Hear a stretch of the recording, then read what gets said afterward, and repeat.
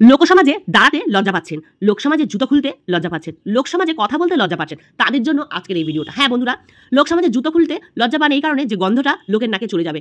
পায়ে দুর্গন্ধের সমস্যায় যারা ভুগছেন তাদের জন্য আজকের ভিডিওটা। তাদের প্রচন্ড পরিমাণে গ্যাস্ট্রিকের সমস্যা, যেখানে সেখানে গ্যাস বেরিয়ে যায়, মিটিংয়ে বসেছেন গ্যাস বেরিয়ে গেছে, খেতে বসেছেন গ্যাস বেরিয়ে গেছে, শ্বশুরবাড়িতে গেছেন গ্যাস বেরিয়ে গেছে, যেখানে সেখানে গ্যাসের সমস্যা যাদের, তাদের জন্য আজকের এই ভিডিওটা। শরীরে যে কোনো ফাটার দাগ, যেমন কুমারী অবস্থায় যৌবন ফাটার দাগ, প্রেগনেন্সির পরে পেট ফাটার দাগ, থাই ফাটার দাগ, হাত ফাটার দাগ, এই সমস্ত দাগের সমস্যা আজকে কিন্তু আমি আপনাদের দূর করব। ডাটা দিয়ে একটা হোম রেমেডি তৈরি করব। বন্ধুরা, অনেকেরই বগলের নিচে ব্ল্যাক স্পট থাকে, কাঁধে ব্ল্যাক স্পট থাকে, কানের নিচে ব্ল্যাক স্পট থাকে, আর সবথেকে বড় কথা প্রাইভেট পার্ট এবং হিপ এ ব্ল্যাক স্পট থাকে। তো প্রাইভেট পার্ট আর হিপের যে ব্ল্যাক স্পট, এটা দূর করার জন্য 1 নম্বর সলিউশন আজকে কিন্তু তোমাদের সাথে আমি শেয়ার করব। আর তারপরে অনেকেরই এই গরমে হাতে পায়ের তলায় জ্বালা করে, সেই জ্বালাও দূর হবে। আজকে এই সজনে ডাঁটার খোসা দিয়ে 5 রকম টিপস তোমাদের সাথে শেয়ার করব। সবাই জানো সজনে ডাঁটায় কত গুণ, এই ডাঁটার যেমন গুণ আছে, ডাঁটার খোসাতে এর থেকে বেশি গুণ আছে। হ্যাঁ বন্ধুরা, আর এই ডাঁটার রসটা, মানে যেই টিপসটা তোমাদের বানাবো, এটা সারা বছর কিভাবে সজনে ডাঁটা সঞ্চয় করবে সেটাও তোমাদের কাছে আজকে কিন্তু বলেই দেবো। তো ভিডিওটা শুরু করা যাক, বেশি বকবক না করে।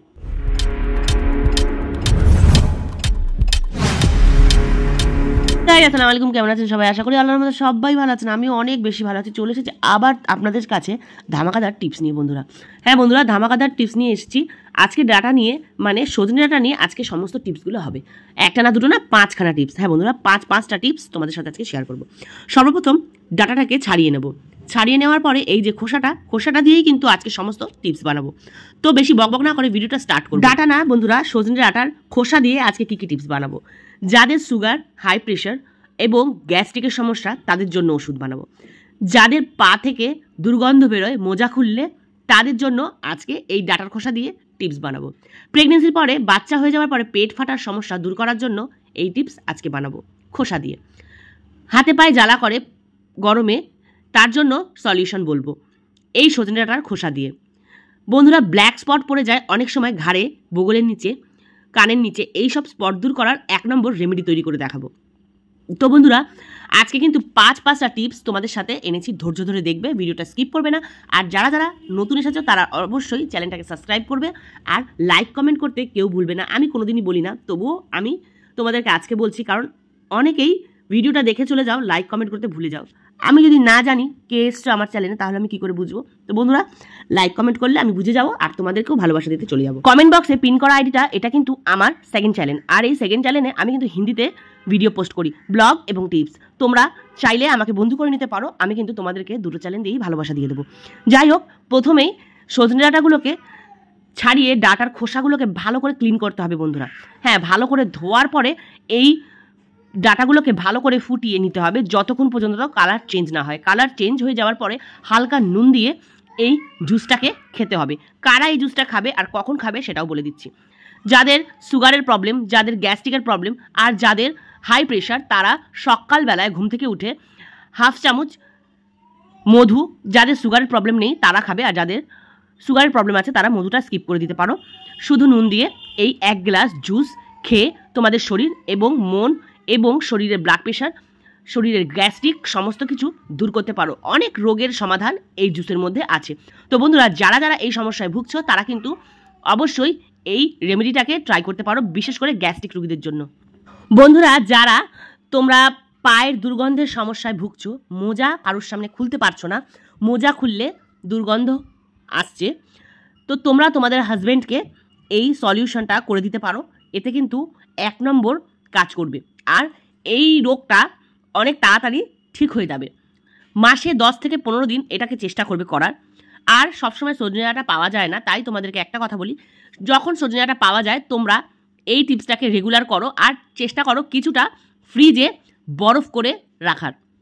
মানে আমাদের যে বরফটা আছে, বরফ করি ফ্রিজে, বরফের মানে আইস কিউবগুলো, ওর মধ্যে এই জুসটাকে বানিয়ে পিস পিস করে রেখে দিতে পারো।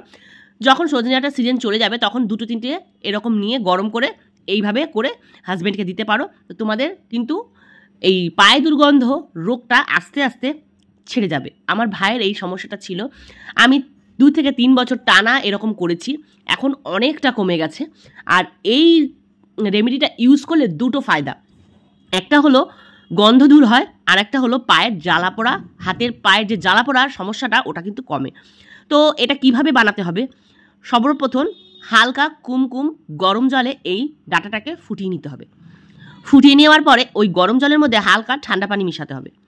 ঠান্ডা পানি মিশিয়ে 2 চামচ মতন চা পাতা নিতে হবে। হ্যাঁ বন্ধুরা, চা পাতা। এই চা পাতা আর ডাটাটাকে ভালো করে মিক্স করে পায়ের মধ্যে ডুবিয়ে রাখতে হবে। যাদের হাতের সমস্যা তারা হাতও ডুবিয়ে রাখতে পারো। আমার খালি পায়ের সমস্যা, আমার পায়ে জ্বালা পোড়া করে, হাতে কোনো সমস্যা নেই। তো পায়ে জ্বালা পোড়ার কারণে কিন্তু আমি এই কাজটা 2 দিন 3 দিন পরপরই করি, আর বিশেষ করে এই সময় ডাটা পাওয়া যায় আমি কিন্তু প্রায় এটা করে থাকি। তো তোমরা কিন্তু এই টিপসটা অবশ্যই ফলো করে নিজেদের জন্য অ্যাপ্লাই করতে পারো। আর তোমাদেরকে বলে দিলাম যখন ডাটা পাবে না সেই সময় কি করবে, তোমাদেরকে সেই সলিউশনটাও বলে দিলাম। বন্ধুরা, আমার সেকেন্ড চ্যানেলে তোমরা ভিজিট করতে পারো, ওখানে একদিন পরপর আমি ভিডিও দিই, এখানেও একদিন পরপর দিই। যেদিনকে এই চ্যানেলে ভিডিও দিই সেদিনকে ওই চ্যানেলে দিই না, যেদিনকে ওই চ্যানেলে ভিডিও দিই সেদিনকে এই চ্যানেলে দিই না। যারা যারা দুটো চ্যানেলেই বন্ধু আছো, তো তোমরা রেগুলার চেক করে নিও, কারণ তোমাদেরকেও আমি এইভাবেই চেক করি। যাই হোক, এবার চলে এলাম 3 নম্বর টিপস নিয়ে। এই টিপসটা হলো বন্ধুরা, যাদের নতুন প্রেগনেন্সি বা প্রেগনেন্ট আছো তাদের জন্য। তো সর্বপ্রথম কি করবে, ডাটার খোসাগুলোকে পেস্ট করে নেবে। পেস্ট করার পরে ভালো করে ছেঁকে নেবে যাতে ওর মধ্যে কোনো নোংরা না থাকে। আর ছাকার পরে যে ছাবড়াগুলো আছে ওগুলো কিন্তু ফেলবে না, ওগুলো কোনো একটা বাটিতে রেখে দেবে। ওইটা লাস্টে আমি তোমাদের বলবো ওই ছাবড়া দিয়ে তোমরা কি করবে। এবার দেখো জুসটা আমি বার করে নিয়েছি, জুসের কালারটা দেখো কত সুন্দর, একদম গ্রিন।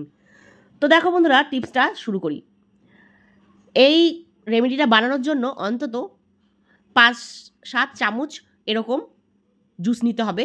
আর তারপরে যে কোনো নারিকেল তেল, বাদাম তেল, তোমরা যেটাই মাথায় মানে হেয়ার অয়েল ইউজ করো সেই তেলটা নেওয়ার পরে 2 চামচ তেল নিলে, আর 7-8 চামচ এই সজনে ডাঁটার জুস, আর নেবে 1 চামচ অ্যালোভেরা জেল, আর নেবে খালি একটা ভিটামিন সি ক্যাপসুল। এই ভিটামিন সি ক্যাপসুলটা যে কোনো মেডিসিনের দোকানে কিংবা যে কোনো কসমেটিক্সের দোকানে পেয়ে যাবে। এটা কিন্তু পার্লারে বেশি ইউজ করা হয়, তো আমি এটা ইউজ করছি। এবার দেখো এই 4খানা রেমেডি একসাথে মিক্স করবে। 4খানা জিনিস একসাথে মিক্স করে একটা রেমেডি তৈরি করলাম। এবার এটাকে কি করব, যখন আমরা প্রেগনেন্ট থাকি, আমাদের যখন 5 মাস পর বাচ্চাটা পেটের মধ্যে বড় হয়, পেট বড় হওয়া শুরু করে, তখন কিন্তু এই সলিউশনটা রেগুলার লাগাতে পারো। আর রেগুলার লাগানোর ফলে তোমার পেটে কিন্তু স্টেচ মার্ক হবে না। এইটা প্রেগনেন্সির ঠিক পরেও লাগাতে পারো। প্রেগনেন্সির শুরু থেকেই লাগালে পেট কখনোই ফাটবে না। আর যদি প্রেগনেন্সির পরে লাগাও তো এটা রেগুলার 6 মাস ইউজ করতে হবে। আর কিভাবে দেখো, পেটের মধ্যে ভালো করে লাগিয়ে আমাদের যে জনসন বেবি আমরা বাচ্চাদের ওয়াইপসগুলো ইউজ করি, যে কোনো কোম্পানির হোক না কেন সমস্যা নেই, এইরকম ধরো ওয়াইপসগুলো কিংবা পাতলা সুতির কাপড়ে এইটাকে ভিজিয়ে নিতে হবে। এই রেমেডিটা দিয়ে ওটাকে ভালো করে প্রথমে আগে স্কিনে লাগিয়ে নিয়ে তারপরে এইটাকে ভিজিয়ে পেটের মধ্যে ওভারনাইট রেখে ঘুমাতে হবে। এটা প্রেগনেন্সির পরে করবে।